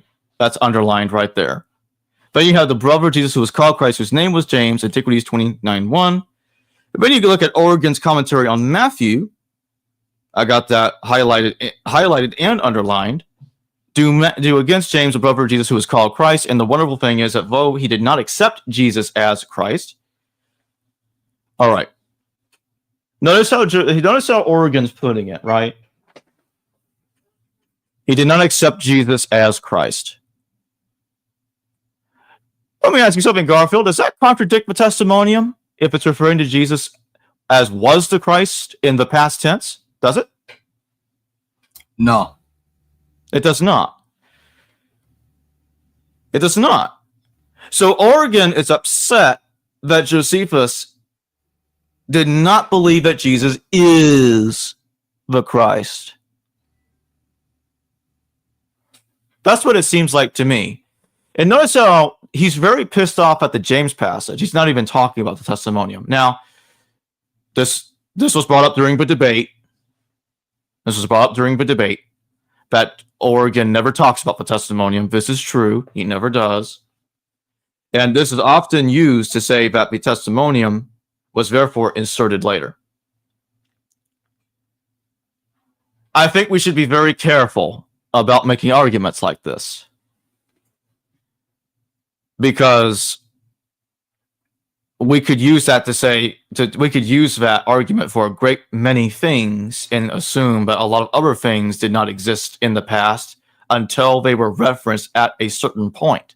You get what I'm trying to say?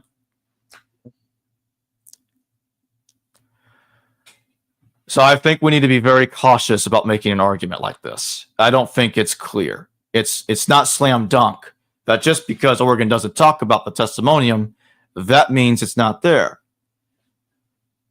Furthermore, if the James passage is authentic, then it really wouldn't make sense unless there was the testimonium, so that way Josephus could explain what he means by Christ, that he's talking about Jesus. If he just randomly talks about Jesus, the so-called Christ, in the James passage, or who was called Christ, then that wouldn't make sense by itself. So I do agree with the mythicist here that the James passage, if it's knocked out, it would knock out the testimonium. And that's not just a mythicist argument. There are historicists that see it that way too. So I think the James passage by itself would not make much sense unless the testimonium existed one way or another. Now, here's what they'll say, because I need to address this too. Origen says something that Josephus says that's not in Josephus. James was linked to the wrath of God that was brought upon Jerusalem. So let's just read this. He says, Flavius Josephus, who wrote the Antiquities of the Jews in 20 books, when wishing to exhibit the cause why the people suffered so great misfortunes that even the temple was razed to the ground, said that these things happened to them in accordance with the wrath of God in consequence of the things which they had dared to do against James, the brother of Jesus, who is called Christ. And the wonderful thing is that though he did not accept Jesus as Christ, he yet gave testimony that the righteousness of James was so great. And he says that the people thought that they had suffered these things because of James. All right, so Josephus did not say that they had suffered these things because of James, but Josephus did make arguments like this, like before, I believe he blamed Judas the Galilean's rebellion for eventually leading to the destruction of the temple, if I remember correctly. And he does blame Justice of Tiberius for causing for the Jewish war. You know what I'm talking about, Garfield? Yes, sir. So Josephus did kind of make arguments like this about other people. So if Origen was misremembering Josephus, and I'll grant the mythicist this, I do think he misremembered Josephus a little bit. Why couldn't he just misremember it from reading other parts of Josephus about other people? They're claiming that he's getting this from Hegesippus, but to my knowledge, Origen never mentions Hegesippus. I don't think we can be certain that he knew Hegesippus. Hegesippus does say, he does link the destruction of the destruction of the temple to James's death. He does. They're right about that. But the thing is that Josephus does blame other people for causing the destruction. Now, then they may come back and say to me, well, hold on, Jacob. You're misrepresenting the text because they're saying, and he says that the people thought that they had suffered these things because of James. Yes, I know that he's not saying that Josephus says that he personally thinks himself that they had suffered these things because of James. But nevertheless, Josephus does claim but the war was caused by Justice of Tiberius. So I think, despite what I said about Hegesippus not being explicitly mentioned by Origen probably knew about the idea of linking James to the destruction of the temple in one form or another, and that played a part in his misremembering of Josephus, especially since Josephus does blame the war on others. You see what I'm saying? Yep, you're on point. I'm listening. Oh, all right. So, granting that there was a confusion here, I grant this. Does that mean James, the brother of Jesus, was not mentioned by Josephus? Or at least a James that is referred to as the brother of Jesus? Because in the second debate, I didn't really get, I sort of implied it in the third debate last night, but in the second debate, I did talk about that there may be a problem, and I suspect there is a problem, but with the James, the brother of Jesus, in the James passage, but I think there's another explanation for it that does not require claiming it's an interpolation. This has to do with the pseudo-Clementine recognitions. I'm not going to spend too much time on this right now because it's going to take too much time. But the pseudo-Clementine recognitions talks about James being attacked in the 30 CE. And so by Saul, by the way, Paul, we were just talking about this earlier, Paul persecuting Christians, right? Or the followers of Jesus, because they weren't called Christians at the time. Paul never uses the term Christian. That's a long story we can say for another time. But right now, regardless if this James is really the James that Josephus is talking about is really Jesus' brother or not, I think this is still a necessary complication that we have to deal with. That does not, regardless of whatever problem we may have with this, that doesn't justify saying that, okay, this is an interpolation. So here's my question to the mythicist, but it has not been answered to me. How did they confuse James and Josephus with the New Testament James, brother of the Lord? How did that confusion happen if Josephus himself did not say James is the brother of Jesus, called Christ? How did that happen? They assume that James is the brother of Jesus ben Damnius. You know this. That's their argument. So if Jesus ben Damnius is specified to be the brother of James in this hypothetical original text of Josephus we don't have, then they would have been saying Damnius is the father. Who is Jesus' father? Who's Jesus Christ's father, Garfield? What's his name? Joseph. Yes. Do you really think they would have confused Damnius for Joseph? What do you think of that? You know, no, they wouldn't have. So Jesus ben Damnius lived 30 years after the crucifixion. They would have known that's not Jesus Christ. I even said this last night. I don't think I ever got a response at all to that point. How could they confuse him, any of them, with Jesus and James? How could they have confused either of them? With anyone, with Jesus and James in the New Testament?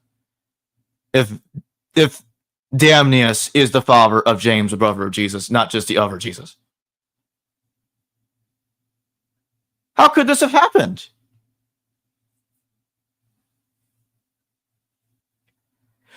Oh, I'm not having this. Robin believes that there is a historical Jesus. That's a lie. Someone in the chat is saying that Robin thinks Jesus didn't exist. I have a YouTube short on my channel. I took a clip of a video of an interview I did with Robin Walsh of her refuting mythicism, opposing mythicism. So no. That's a lie. She is not a mythicist. Do not misrepresent her arguments. Anyway, back to my point. If Damnius was specified to be the father of not just Jesus ben Damnius, but also James, I don't think this confusion could have happened. That's what I'm trying to say.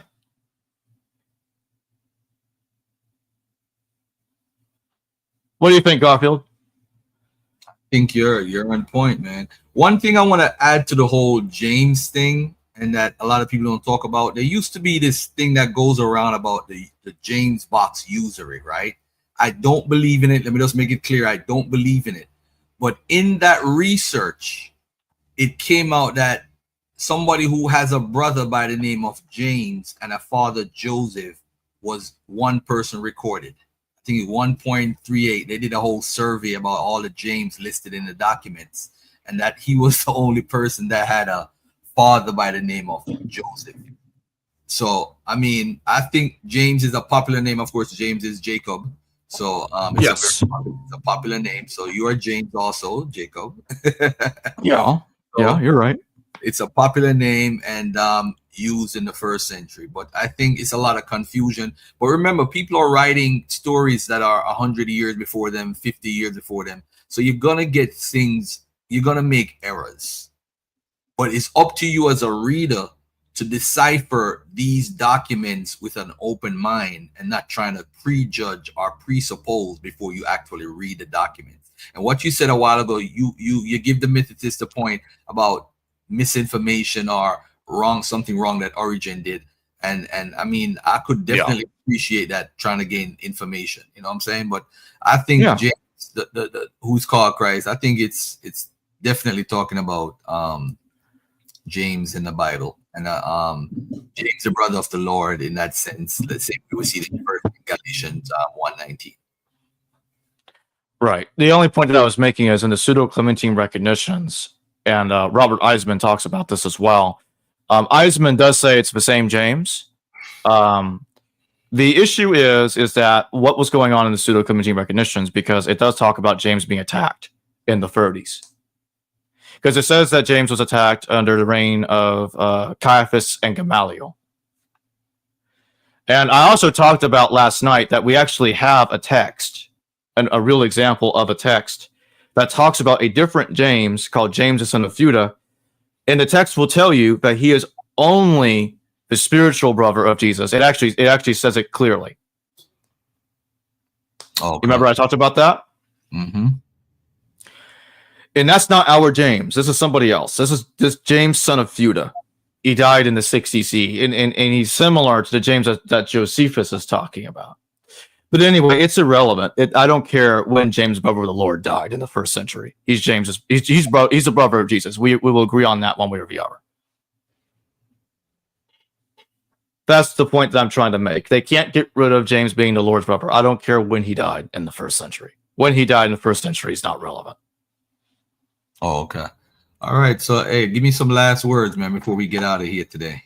This was beautiful. I like the your slides. Your slides look clean, man. They look clean. They look nice. Oh, thank you. I appreciate it. It's a winning slide. It don't have a losing look to it.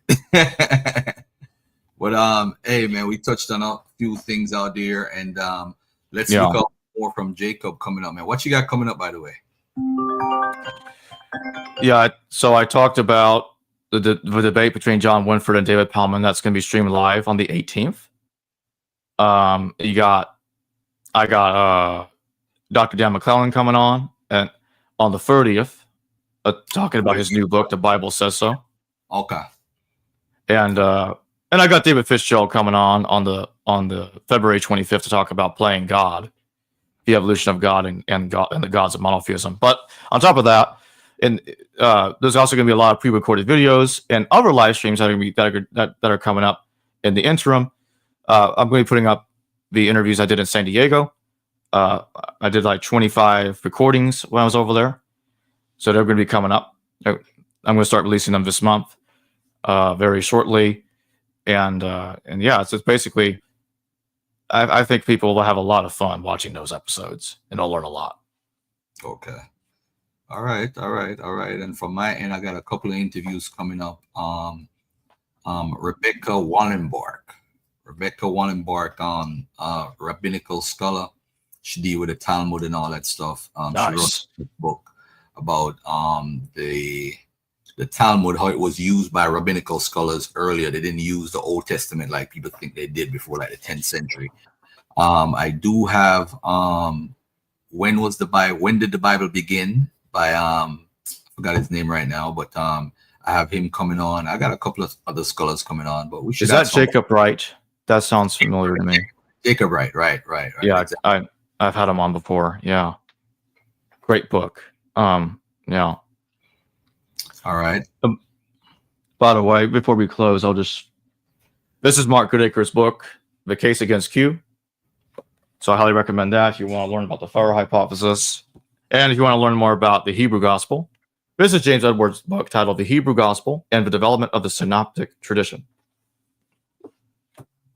Yep. All right, cool.